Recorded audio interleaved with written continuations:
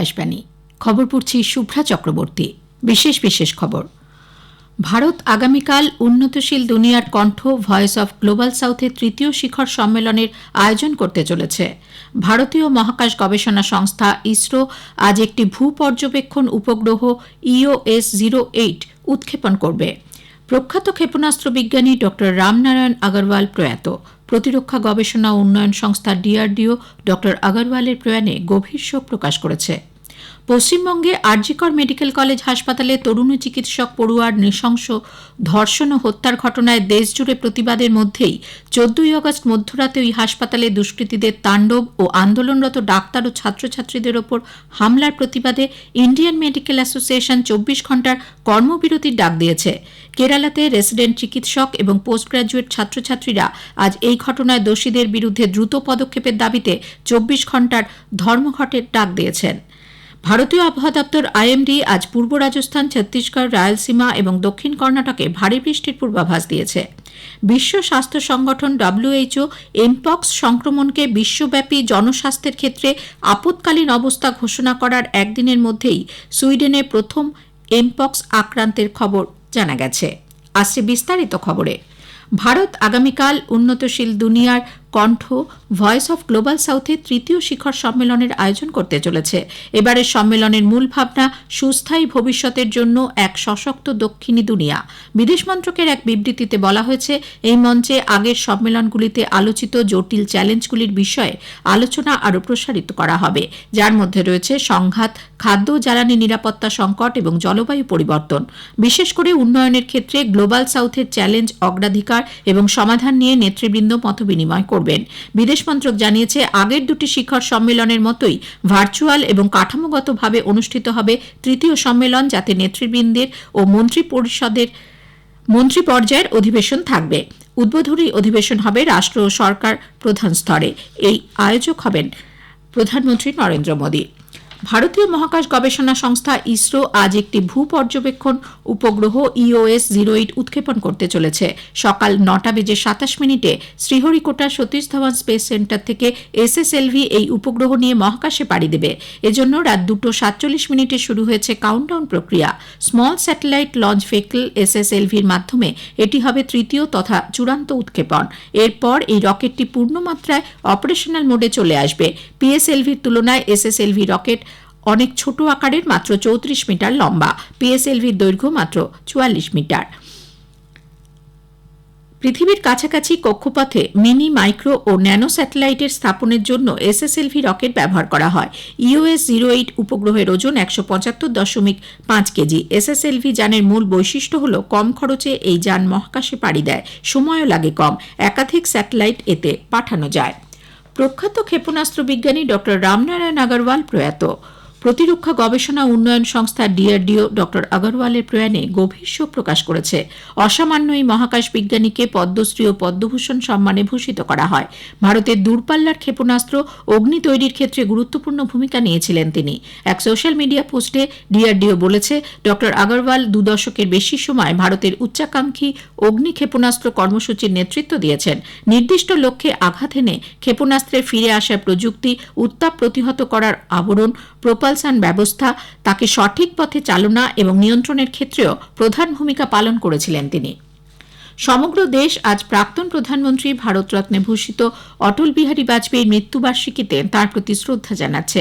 নতুন দিল্লিতে সদৈব অটলে তাঁর সমাধিস্থলে আজ এক প্রার্থনা সভার আয়োজন করা হয়েছে। ৭৮তম স্বাধীনতা দিবস উপলক্ষে গত সন্ধ্যায় রাষ্ট্রপতি দ্রৌপদী মুর্মু রাষ্ট্রপতি ভবনে বিশিষ্ট অতিথিদের আপ্যায়িত করেন। উপস্থিত ছিলেন উপরাষ্ট্রপতি জগদীপ ধনখড়, প্রধানমন্ত্রী নরেন্দ্র মোদী, প্রাক্তন রাষ্ট্রপতি রামনাথ কোবিন্দ, লোকসভার অধ্যক্ষ ওম বিড়লা এবং সুপ্রিম কোর্টের প্রধান বিচারপতি DY চন্দ্রচূড়। এছাড়াও কেন্দ্রীয় মন্ত্রী রাজনাথ সিং, JP নাড্ডা, ড S জয়শঙ্কর, অশ্বিনী বৈষ্ণব, পীয়ূষ গোয়েল এবং শিবরাজ সিং চৌহানও এই আপ্যায়নে অংশ নেন। নিউ ইয়র্ক সিটিতে বার্ষিক ভারত দিবস প্যারেড আগামী রবিবার অনুষ্ঠিত হবে। এবারের 42তম কুচকাওয়াজে ভারতের বৈচিত্র্যের মধ্যে ঐক্যকেই তুলে ধরা হবে। হিন্দু, মুসলিম, শিখ, খ্রিস্টান সম্প্রদায়ের মানুষেরা এই বার্ষিক অনুষ্ঠানে অংশগ্রহণ করবেন। ভারতের ত্রিবর্ণ রঞ্জিত জাতীয় পতাকাও উত্তোলন করা হবে। উপরাষ্ট্রপতি জগদীপ ধনখড় দুদিনের সফরে আজ তেলেঙ্গানা ও অন্ধ্রপ্রদেশ যাচ্ছেন। সফরের প্রথম দিনে তিনি হায়দ্রাবাদের কানহা শান্তি ভবন যাবেন। দ্বিতীয় দিনে শ্রী ধনখড় স্বর্ণ ভারত ট্রাস্টের 23তম বার্ষিকী অনুষ্ঠানে প্রধান অতিথির আসন অলঙ্কৃত করবেন। এ খবর শুনছেন আকাশবাণী থেকে। আরজিকর মেডিকেল কলেজ হাসপাতালে তরুণী চিকিৎসক পড়ুয়ার নৃশংস ধর্ষণ ও হত্যার ঘটনায় দেশজুড়ে প্রতিবাদ বিক্ষোভের মধ্যেই 14ই আগস্ট মধ্যরাতে ওই হাসপাতালে দুষ্কৃতীদের তাণ্ডব এবং আন্দোলনরত ডাক্তার ও ছাত্রছাত্রীদের উপর হামলার প্রতিবাদে ইন্ডিয়ান মেডিকেল অ্যাসোসিয়েশন 24 ঘণ্টার কর্মবিরতির ডাক দিয়েছে।